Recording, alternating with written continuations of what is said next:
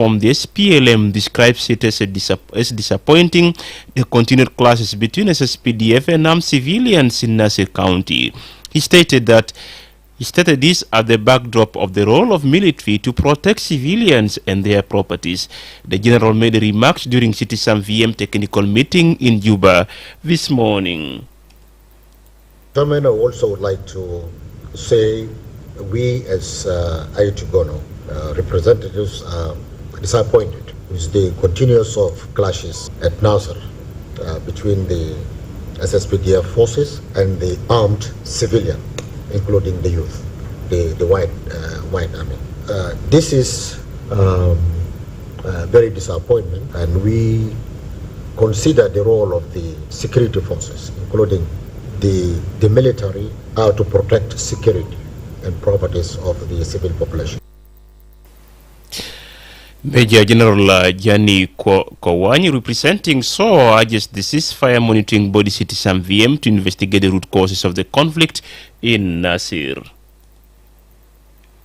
During the tour of Governor General Agustino Jadala, we lost several young men. Of the fighting that happened between SPDF and civilians in Nasir town.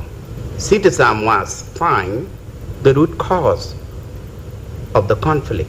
Why this town has been in war for 6 years? What is going on? 6 years in Nasir. They don't even enjoy the peace dividend. Since beginning this revitalized peace, 2018, there is no peace on that town. What do you look for? In the past 2 weeks, areas of Wonduruba, Kulipapa and Kajokeji experienced unprecedented attacks on civilians during the visit of Central Equatorial State Governor Agustino Jadala. Upper Nile Governor is on his way to Nasir County, where more than 17 people, including 13 SSPDF soldiers, were killed in a violent allegedly triggered by extramarital affairs last week. This is according to his press office. Governor Odox is being accompanied by top state government officials and members of security committee in a bid to foster peace and stability in the area. According to governor's official Facebook page, James Odokoyai was this morning set to travel from Doma to Ulang and Nasir counties. His journey began on Sunday when he visited several key areas along the Sobat River, including Baliet, Gelachel, and Doma. During his stopovers, he directly engaged with the people at the grassroots to promote peace. Last Friday, the army spokesperson confirmed that 13 SSPDF soldiers were killed in the Nasir's Wednesday violence, allegedly triggered by extramarital affairs. According to Major General Lurwai Kong, the clashes involve around a married woman who allegedly engaged in an adulterous relationship with 2 servicemen from the SSPDF. Local leaders from Eastern Equatorial's Magui County have met with First Vice President along with Water Minister in Juba and raised their concerns over the proposed construction of a dam at Nyimu River along South Sudan-Uganda border. They include 10 representatives from the Acholi community and 18 from Madi community, with members of parliament among them. At the meeting, Water and Irrigation Minister Paul Mai reportedly briefed the local leaders about the project, which sparked outrage among the communities. This comes weeks after he revealed that South Sudan and Uganda were considering construction of 2 dams for irrigation and water supply at Limur, also known as Nyimu River, shared by Magui County and neighboring Lamu district. On October 3rd, Minister Paul Mai then presented a memo concerning the $98 million project to the Council of Ministers. Known as Limur Multipurpose Water and Resource Development Project, the initiative aims to support irrigation schemes and provide water supply for both human consumption and livestock needs in the 2 nations.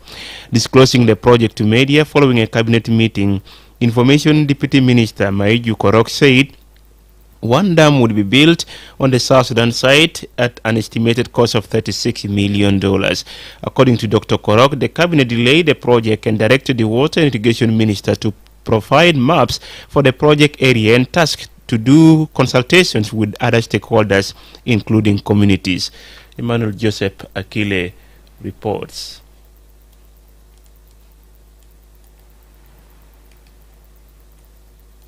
In a statement dated 19th October obtained by iRadio, the two communities are concerned about the recent encroachment by Ugandans and argued that the project could exacerbate the issue. According to them, their fear is that any changes in the land use could lead to disputes over territory and resources, worsening existing tensions. They also questioned the intention of the project, which they say proposed access to water sources for 60,000 livestock in an area where the locals are crop farmers. The two communities went on to inquire where the cattle would come from since they are crop farmers. The natives viewed this as a ploy to resettle people from elsewhere at the expense of the locals, and they rejected. The Magui and Madi natives also alleged unrealistic mapping of the area that does not accurately reflect local geography or land ownership, causing skepticism about the project feasibility. They also dismissed a fact sheet which they claim was presented to them during yesterday's meeting, indicating Magui is a flood-prone area and food insecure. Another fear the local leaders raised are potential water pollution, deforestation, and loss of biodiversity that might result from large-scale irrigation practices. The Acholi community, through their chairman, said they had written to the African Development Bank, which is the alleged funder of the project, but the bank said it was unaware. The bank, according to the community leader, said it does not fund projects without following the due process of best practices and socio-economic analysis, comprehensive community consultations, to mention a few. Nimu River is a transboundary river that connects communities in both South Sudan and Uganda. It is located in the Aswa River Basin and covers just over 31,000 square kilometers in northeastern Uganda and in Magui County of eastern Equatorial State of South Sudan. According to the Nile Basin Initiative, the Aswa Basin, both in Uganda and South Sudan, has over the previous years been theater of armed conflict, acute social insecurity, and mass displacement of populations from rural areas towards more secure congregated settlements. Organizations such as the Nile Equatorial Lake Subsidiary Action Program has facilitated citizen and community engagement between the two countries to manage these shared water resources to avert conflict. For iRadio News, Emmanuel Joseph Akile. The National Police have recorded 5 isolated killing cases, 3 injuries, and the arrest of 10 suspects involved in theft and faking of US dollars over the weekend in different parts of the country. According to the spokesperson, the cases occurred between 18th and 20th October 2024. Colonel John Kasara said one of the incidents occurred on Friday in Madok, where a 37-year-old man was boxed on his chest and died on spot at Madok Wet Akwe village under Malwalbai, Payam of Willis County. The suspect, said to be in his 30s, was arrested and an investigation is ongoing. In a separate incident on 20th October 2024, a 35-year-old man was stabbed to death by his near age mate at Ameth Agwo County of Abyei administrative area. The suspect has been apprehended and put under investigation. In another incident on October 20th, a 21-year-old man was shot.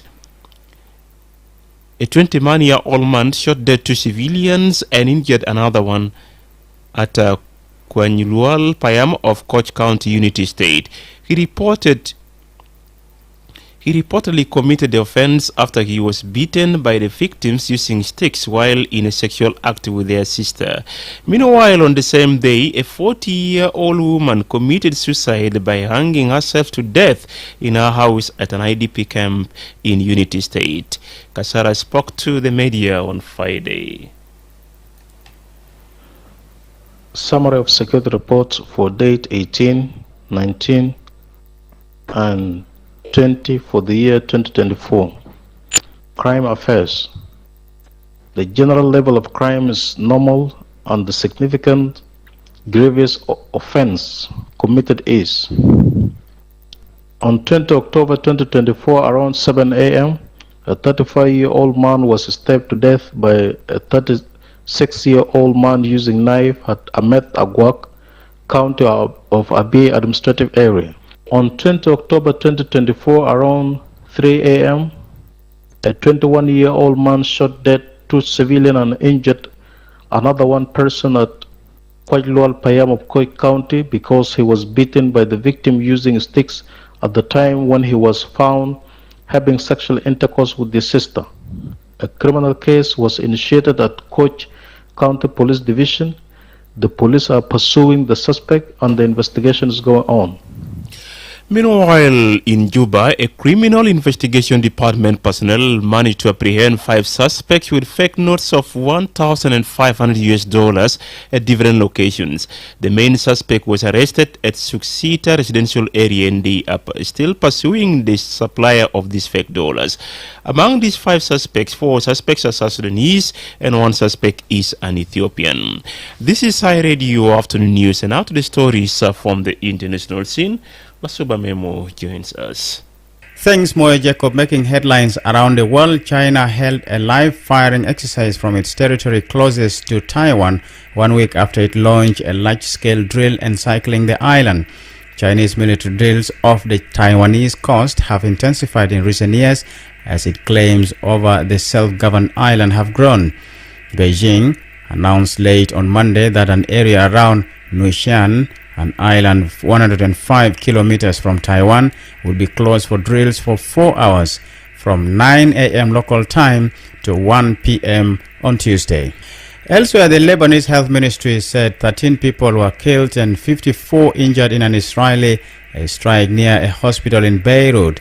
The strike appeared to hit the car park of the Rafik Hariri University Hospital, which is the main government hospital in the south of the Lebanese capital.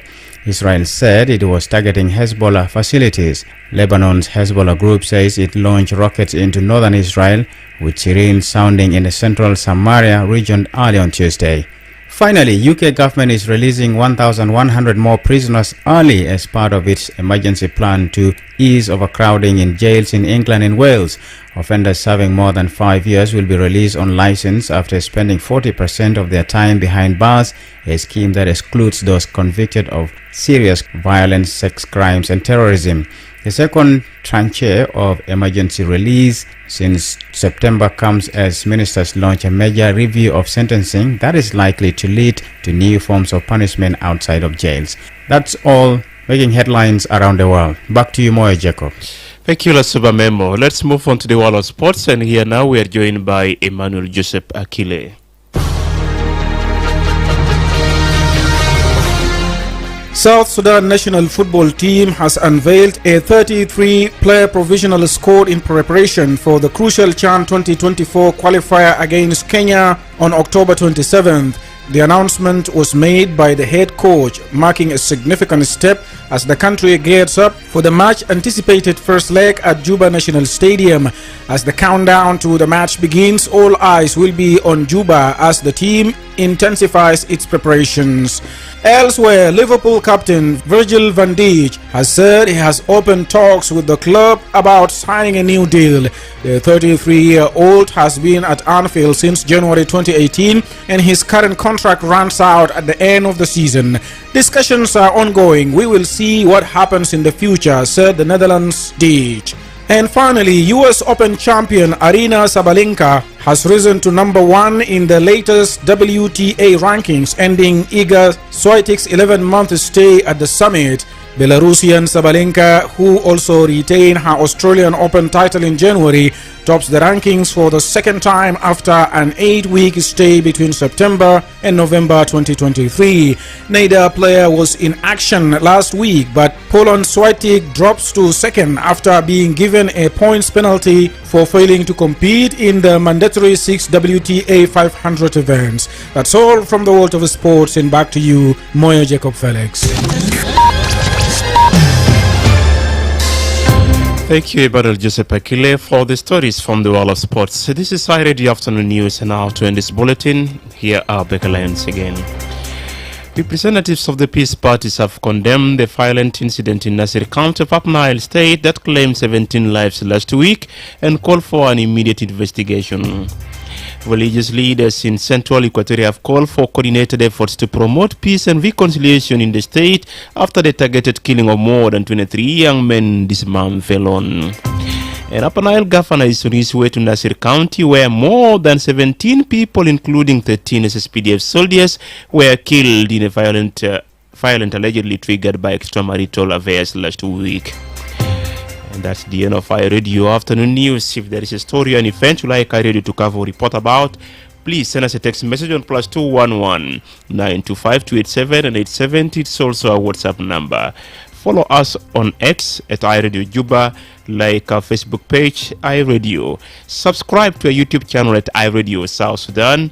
You can also visit our website and listen to us online at www.iradio.org. Stay tuned for the news in Arabic at half past the hour. And I am Moyo Jacob Felix. Thank you for listening.